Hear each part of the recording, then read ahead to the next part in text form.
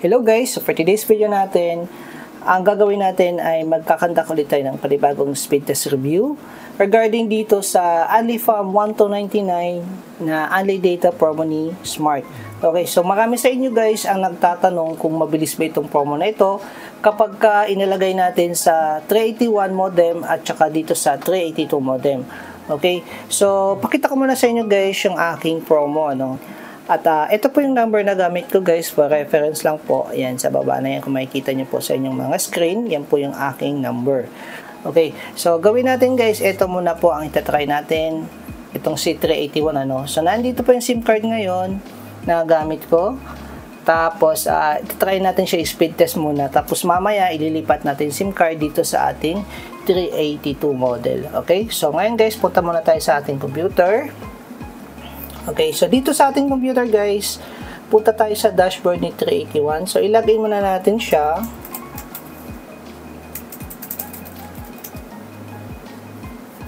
Okay, so yan nakalagay na tayo at makikita niyo naman guys na naka 5G connection tayo dito. So punta tayo sa Advanced System Device Information. So makikita niyo po yung aking device model. Ayan po, H153381. Tapos yung aking gamit na number, mobile number, ito po yun yung pinakita ko kanina sa ating screen. So yun po yung number na yun na may Unli Data, Unli-Farm 1299. Okay, so baba tayo, dito pakita ko yung band, kung anong band yung gamit ko, So nakalock tayo guys sa band 3, ayan po, band 28, tapos N41. Okay, so yun po yung tatlong band na gamit ko, So ngayon guys, punta tayo naman sa ating speed test. So i-try muna natin siya sa mismong Google Speed Test. So tingnan natin kung gaano kabilis.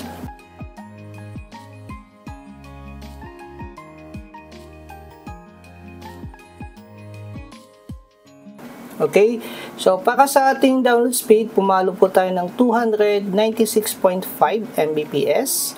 Tapos sa ating upload speed naman, pumalo po tayo ng 46.1 Mbps. Okay?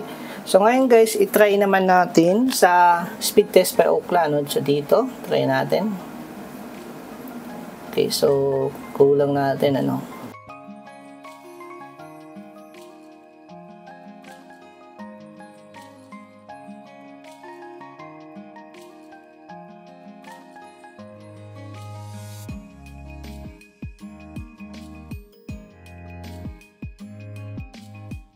Okay guys, so para sa ating download speed, dito sa Ookla, pumalo po tayo ng 410.55 Mbps.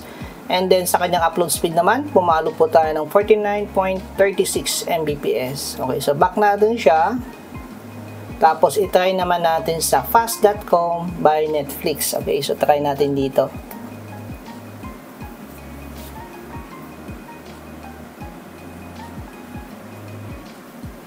Okay guys, so dito sa fast.com, pumalo po tayo sa 440 Mbps para sa kanyang download speed. So ngayon, tingnan naman natin sa kanyang upload speed, pumalo po tayo sa 33 Mbps. Okay, so ganyan po siya kabilis, i-try naman natin guys yung isa, yung 382. Okay, so yan guys, yung speed test natin para sa 381. So, ito po guys ay depende pa rin po sa unang-una, syempre yung ating location, kung malakas ba yung 5G signal.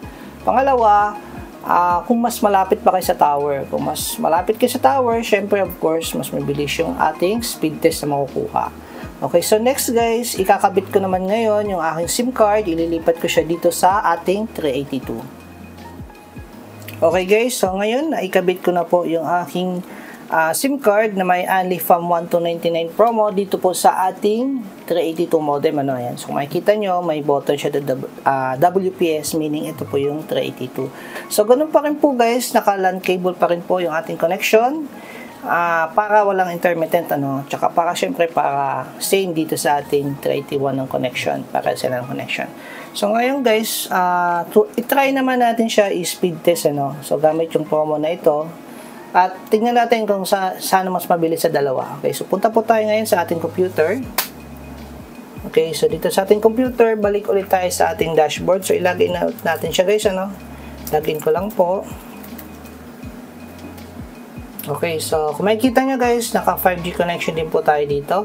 So, punta tayo sa Advanced System Device Information. So, ayan po yung device model ng aking modem, ano. So, kung makikita nyo, 382 po yan, okay. So, sa number naman, ito pa rin po ang gamit ko. Ayan, yung may SIM card na may promo ng Alifam 1299. Okay, so punta naman tayo sa band. So, dito sa band, ang ginawa ko dito guys, nila ko siya sa band 1, band 3, tapos N41, okay. So since na si 382 may problema po yan sa band 28, hindi mo siya malalak. Ang ginamit ko, ang pinalit ko ng band ay ito pong band 1, okay. So since may problema sa band 28, sa band 1 po tayo nag-lock. So minsan gagana din po yan sa band 41, ano. So yun nga lang, minsan hindi, minsan gagana siya. Minsan kasi nagagawa ko guys, 4 na carrier aggregation. So, ngayon, hindi siya gumana. So, sa band 1, band 3, tapos band 41 tayo naka-lock. Okay? So, ngayon, try na natin siya guys sa speed test. Okay? So, una, dito muna tayo sa speed test by Google, ano.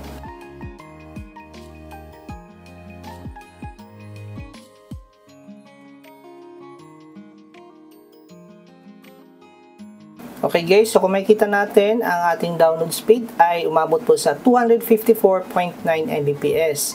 Tapos sa kanyang upload speed naman, umabot tayo ng 35 Mbps.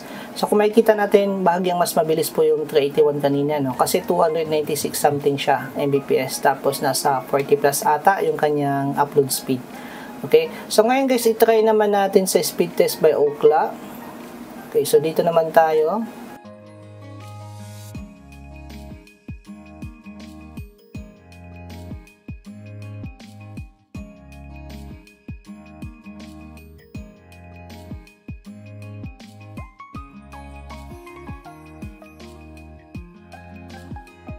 Okay guys, so dito naman sa Ookla, ang nakuha nating download speed ay 513.88 Mbps. Tapos sa kanyang upload speed ay 31.40 Mbps. Okay, so yun yung nakuha nating speed test sa kanya, no? Tapos ngayon next, itry naman natin sa fast.com by Netflix, ano? Okay, so ito na.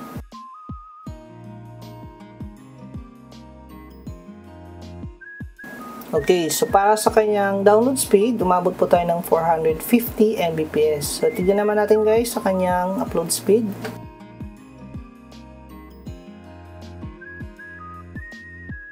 Okay, so para sa kanyang upload speed, pumalo po tayo ng 15 Mbps.